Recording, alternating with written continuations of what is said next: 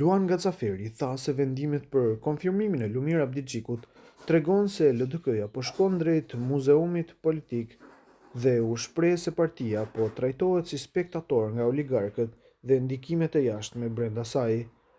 Ai e konsideron procesin si një përzgjedhje e PDK-s dhe personave të lidhur me të, në vijim postimi i tij plot. Lumir Abdixhiku kinse po jep dorëheqje, partia kinse nuk e pranon, dorëheqja që s'dorëhiqet, refuzim që s'refuzohet dhe politik që vazhdon të na trajtojë si spektator naiv. Sidoqoftë, një gjë është e sigurt, LDK-ja po shkon drejt muzeumit politik, pra përfundimisht është kthyer në një parti politike që po vdes politikisht, sepse kështu kanë vendosur PDK-ja bashkë me Baton Haxhiun, Berat Buzhalën dhe disa të tjerë si këta. Ajo që sot ka ndodhur nuk është asgjë tjetër veç se një përzgjedhje e PDK-s, analistave dhe oligarkëve që Lumir Abdixhiku të jetë i përzgjedhuri i tyre për të dërguar LDK-n te varrezat politike, qoftë i përjetshëm kujtimi për LDK-n e Ibrahim Rrugovës.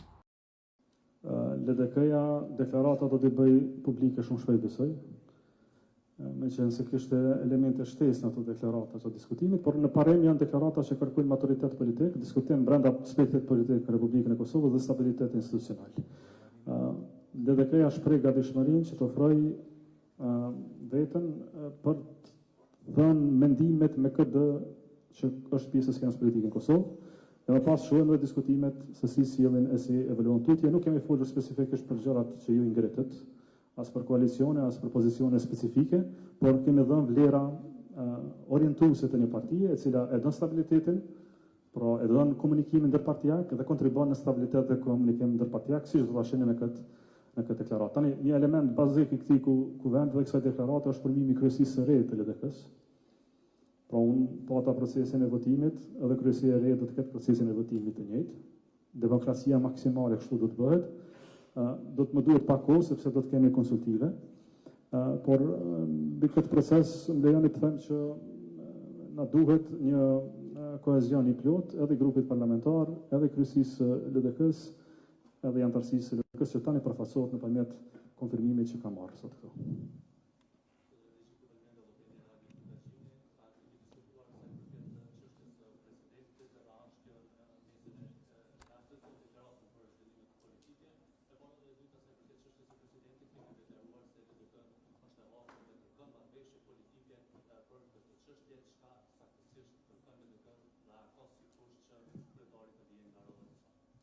Jo, nuk kemi diskutime të tilla, kemi diskutuar se na duhet komunikim politik brenda spektrit politik. Dhe kjo është shumë e natyrshme. Kur flasim për marrëveshje politike, nuk e kemi fjalën për pazare politike, kemi fjalën që duhet të ulen partitë që të bëjnë numrat për një president të arshëm të Republikës Kosovës. Prandaj jam i gatshëm të flas me gjithë spektrin politik për të dhënë zgjidhje çështjes shumë të rëndësishme të presidentit, i cili do të jetë konsensual dhe të përfaqësojë unitetin kombëtar të Republikës Kosovës. Kjo është prima e deklaratës politike që do të bëhet publike, pra po jemi të gatshëm të flasim dhe të shohim se çfarë alternative sjell i gjithë kuvendi i Republikës Kosovës, ose së paku 2/3 të këtij kuvendi. Prandaj kur themi marrëveshje politike, mos e merrni si të rënd të gabueshme, është gjëja më bazike që demokraci bën.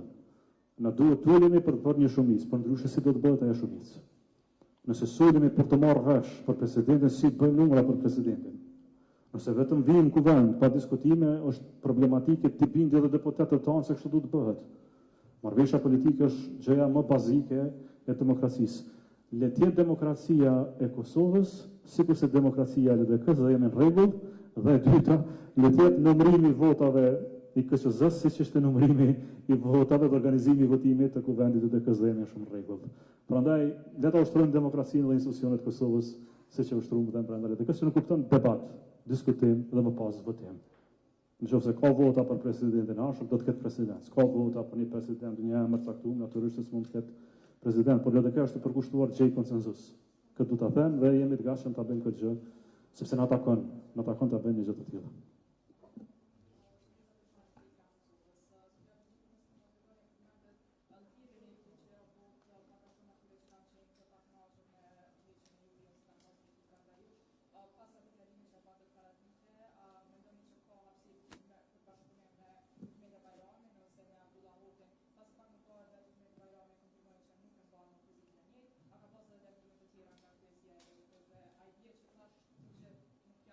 Jo.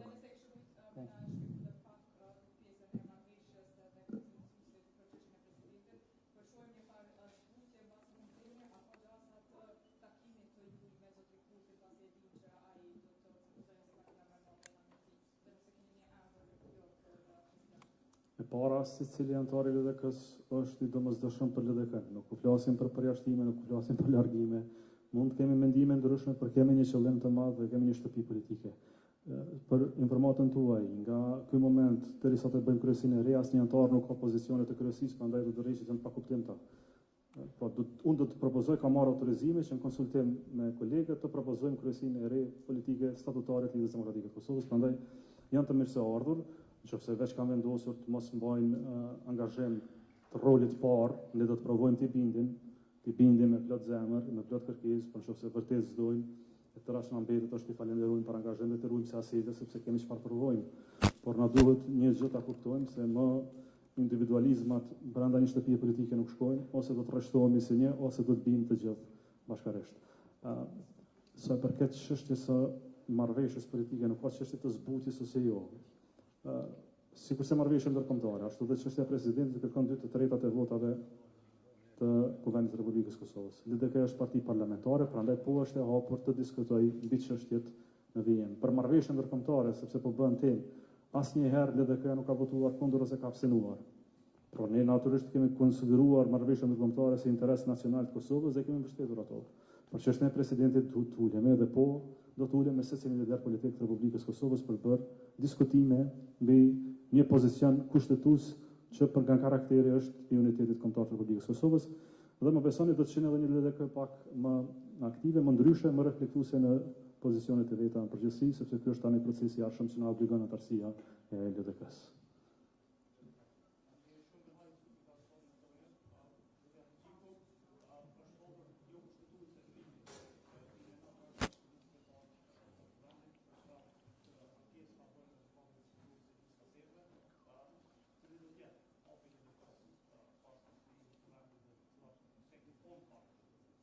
LDK-ja nuk heziton të implementojnë plotni vendimet e gjykatës kushtetuese. I ka implementuar kur ka qenë në pyetje pozicioni politik i veti, kryeministrave, kryetarëve të kuvendeve dhe presidentit, e lere më për pozicionit parëndësishme si nënkryetari 5 i Kuvendit të Republikës Kosovës. Prandaj do të respektojmë vendimin e gjykatës kushtetuese, siç e ka thënë pas një hezitim, ju lutem mos të bëjmë as dilema s'do të jetë që vendimi i gjykatës kushtetuese të jetë opsional për neve. Atër s'ka më shtet, s'ka më demokraci.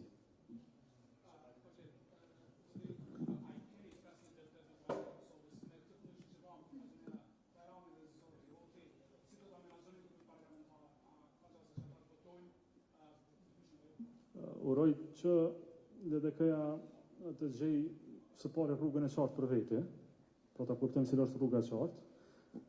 Unë të hanën do të mbledh grupin parlamentar për një mëngjes pune, me të cilën do të diskutoj gjitha çështjet, por vendimet në LDK njëra nga kryesia e LDK-s, dhe më pas deputetët detyrohen të implementojnë, mund dhe mos të implementojnë vendimet politike partijake, por uroj që të kemi fillojmë një gjuhë përbashkët, po LDK-ja flet në emër të 15 deputetëve, këta deputet janë të LDK-s, janë njerëzit tanë, janë njerëz të respektueshëm, nuk ka ndarje, nuk ka përçarje, mos nxisim çështje të tilla. Mund të kemi mendime të ndryshme, mund mos na doj zemra një rrugë se si shkon, mund mos na pëlqej bindja për një orientim caktuar, e themi këtu brenda shtëpisë, i trajtojmë gjërat kështu, marrëm mendim shumicë dhe më pas i ekzekutojmë jashtë. Hapësira tjera destruktive besoni si bëj hajras një njeriu që ka përvojë as në pak LDK-s, besoj maturim politike gjithë deputetëve të LDK-s.